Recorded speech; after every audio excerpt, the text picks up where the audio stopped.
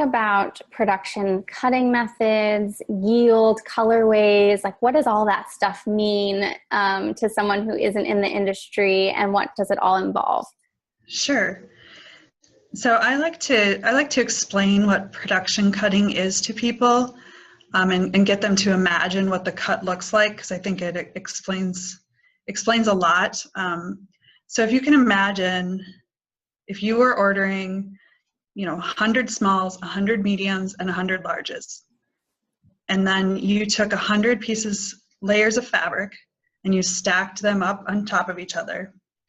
And then you put one small pattern, one medium pattern, and one large pattern on top of that stack. And that's what you cut. You would end up with the quantities, the 300 pieces I mentioned earlier. So I think that's a good visual for new people into the industry, because I'm not sure how, they probably haven't thought about how we're cutting it.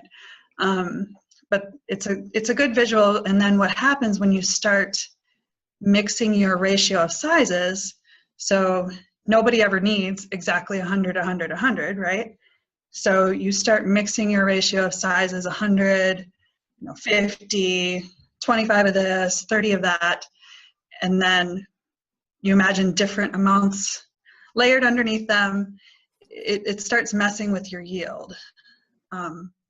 So your yield is not a static thing. Your yield is constantly changing.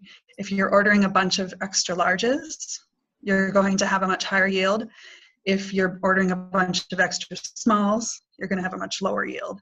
And as those quantities fluctuate, your yield is going to fluctuate well. Does that make sense? Yes, so your yield is essentially coming out of the fabric. That's what you're sort of basing it on, is how much a yard of fabric is going to give you.